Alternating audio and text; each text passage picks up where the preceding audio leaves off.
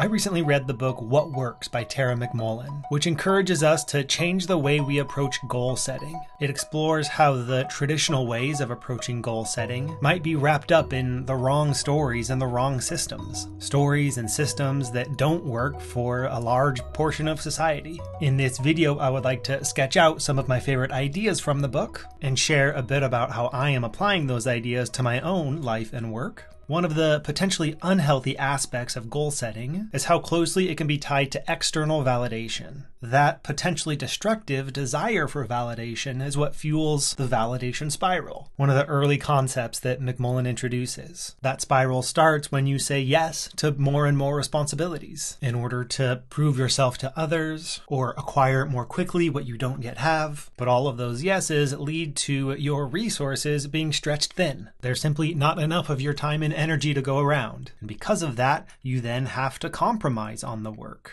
giving less attention than would be ideal to each of the various tasks you've agreed to. Over time, all of that compromising often leads to you quitting, failing, or flopping on some or all of the projects that you're trying to take on. And that ultimately leads you to burnout. This situation where you're mentally and physically and emotionally drained. And it's often a goal that you've set for yourself, explicitly or implicitly, that fuels this spiral and leads to the accumulation of both psychological and physiological stress that wears your body down. Here's the thing though, that validation spiral that many, if not all of us have experienced, that's not innate to us as human beings. It's the byproduct of the culture that we live in. This is where McMullin introduces another spiral, this time the cultural DNA that has shaped how most of us in the Western world experience life. This is where McMullin does a really interesting deep dive into the roots of the culture of the United States in particular that shed a lot of light on how we approach careers and success and life in general. She goes all the way back to the Protestants who founded the country and explains how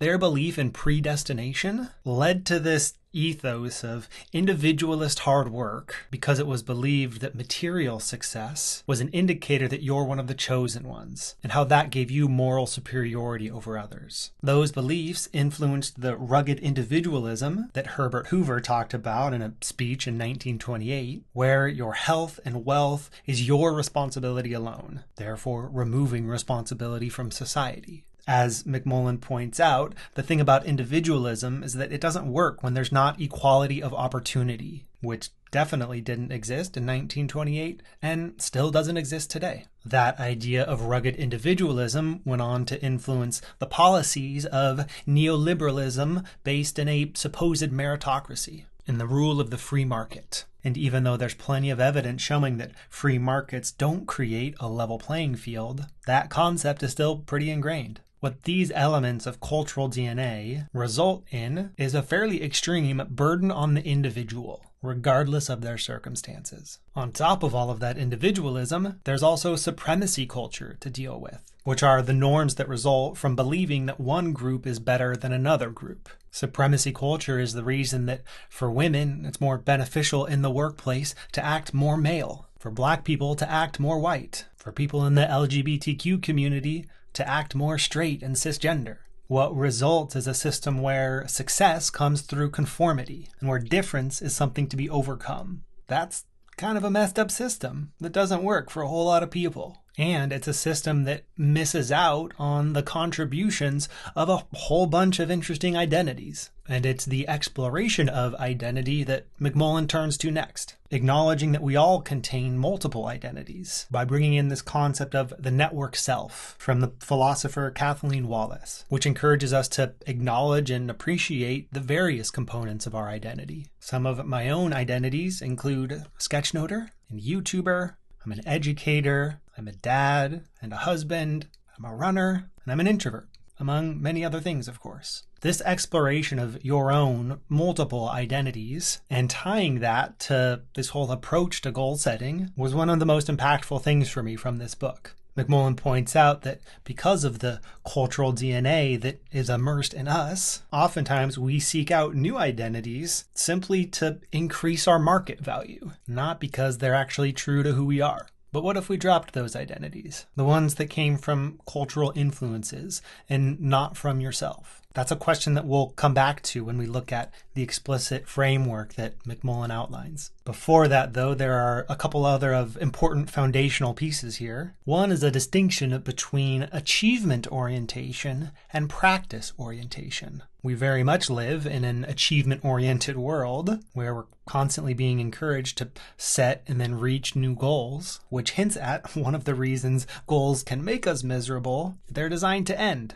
Either you fail at achieving it, which doesn't feel good, or you do achieve it, but then you just have to move on to the next goal. There's no lasting sense of satisfaction that comes from that achievement orientation. You do get that, though, with a practice orientation. And I love how McMullin highlights that it's not about practice makes perfect. The purpose isn't reflection or even improvement. Instead, the purpose of practice is presence, groundedness, and perspective. That's what leads to a deeper sense of satisfaction in your daily activities. But as we start to think about our daily lives and how exactly we spend our time, we need to talk about capacity. McMullin defines capacity as the extent of what you can do with the resources you have access to without burning out or breaking down. And she acknowledges that everyone has a different capacity, bringing in this concept of spoon theory, which posits that we all start the day with a certain number of spoons, but we have to give one up for each strenuous task.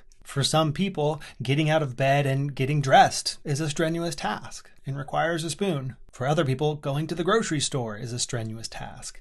That requires a spoon. Some people face oppressive systems at work or just out in society. Those can add up to another spoon down. And McMullin points out that these limitations aren't a matter of mindset or positive thinking. They're due to things like being confined in a wheelchair or simply being neurodivergent, living in a world that's not built for how your mind works. And while it's important for us to work toward a world where the environments we create are suitable for a more diverse set of identities, it's also important for each of us to take stock of our own personal capacity so that when we decide what responsibilities we're going to take on, we have a realistic sense for what's not going to burn us out. And we can build in some margin to give ourselves some breathing room. With these foundational elements that explore the role of society and the role of self, we're now ready to dig in and make use of the specific goal-setting framework that McMullin proposes. One potential difficulty that might arise after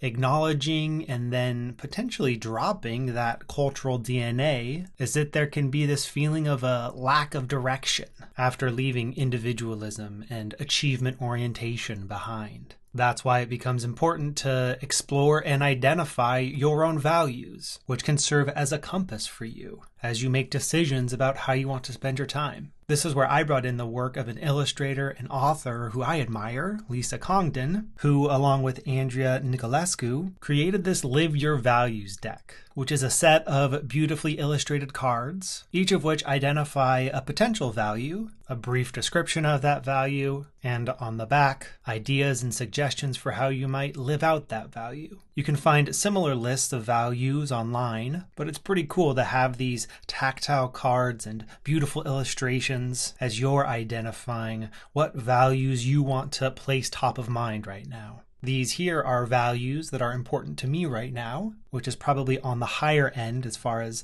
the number of values to try to focus on. I think McMullin maybe encourages you to get down to 3, and then with those values in mind, you can turn next to the vision of the life that you'd like to create for yourself. McMullin encourages you to think about various dimensions of your life, from your health to your finances, your career and relationships, your hobbies and recreation, your mind and spirit, as well as advocacy. As you look at each of those components of life, think about how you want to feel in 1 year, or 5 years, or 10 years. What do you want to experience? And yes, what material conditions do you desire? This is what it looked like for me when I explored those various dimensions. And what this exercise helps you see is where there's potential for you to start taking on new identities, or perhaps just lean into aspects of your identity that have been neglected. In my case, I recognize that even though I've been a dad for a little while now, I've got twin boys who turn 2 years old in a couple of months, the identity of father and family man is one that I want to continue leaning into, especially since for me at various stages of my life,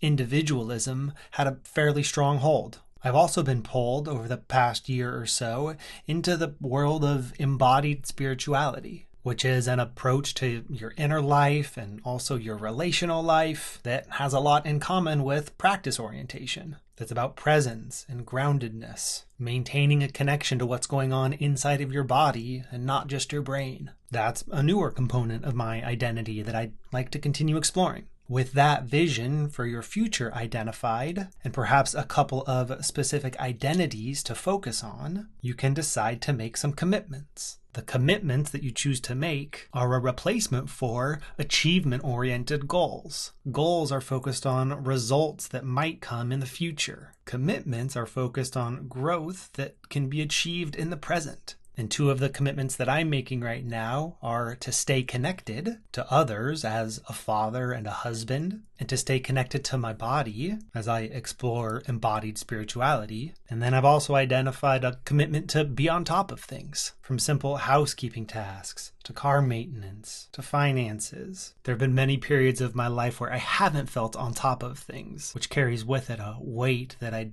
like to not have on my shoulders. With a few commitments in place, we can then move on to strategic priority. This is where you identify your designated focus for a period of time. Here, McMullin brings in a mountain metaphor where the top of that mountain might be a new identity that you'd like to embody, and acknowledging that there's a variety of paths that can get you to the top of that mountain. Your strategic priority is the path that you choose to take, for now at least. I'm choosing to follow the path of the family man and the path of embodied spirituality. So where your commitments are about putting one foot in front of the other, your strategy is about the choice of the trail you go on and the outcome that it leads you to. Once you've identified your strategic priority, you then get to choose which projects to take on that will help you fulfill that strategy. Projects that have a clear scope and outcome that take somewhere around 4 to 8 weeks to complete. McMullin identifies 3 types of projects: those that are closed loop, something that's over and done once you've completed it. The second category is open loop,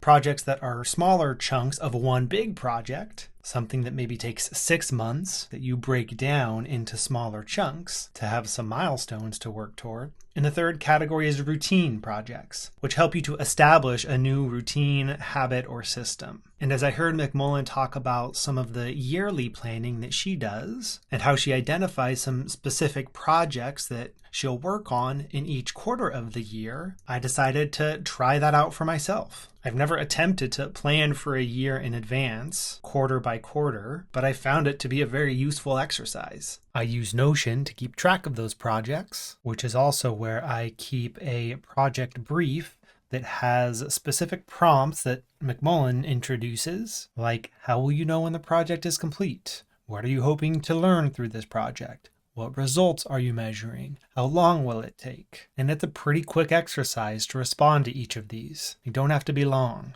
In this case, with my project of building out a housekeeping database, the connection to strategy I described in this way: a family man is someone who helps to take care of the home, and a well taken care of home makes spending time here with family and friends more enjoyable. So this project helps me live into that identity of family man and someone who's on top of things. Within the realm of embodied spirituality, there's a guy named Thomas Hubel who hosts a gathering called the Mystic Cafe every month that has some meditations and some teachings that I found to be valuable that I spend time with each Friday and Saturday morning. So this is how you can start to bridge the gap for those values you've identified for yourself, the vision of your future that you'd like to work toward, and then the day-to-day activities that you actually spend time on. And I've even done a bit of planning around the books that I would like to read this year and sketchnote and make a video about. These projects aren't set in stone. There's plenty of flexibility and the opportunity to respond to new situations as they arise. But in general, this activity of identifying which projects I'd like to focus on in each quarter of the year helps keep that capacity piece in check to ensure that I'm not overcommitting myself. And I think it makes it easier to lean into practice orientation. Since I've got projects dedicated to each important area of my life, that makes it easier to focus in on the thing that I'm working on right now, to give it my full attention. As you can probably tell, there's a whole lot from this book that resonated with me. And there are plenty of ideas that I didn't even have time to mention here. So if you enjoyed this overview, I'd really encourage you to pick up the book for yourself. And if you're intrigued by the visual component of this summary, that happens to be a skill that I teach. It's called sketchnoting. And over at verbaltovisual.com, you can find a whole library of courses, as well as a vibrant global community of visual thinkers that will help you develop this skill yourself and apply it to whatever work that's important to you.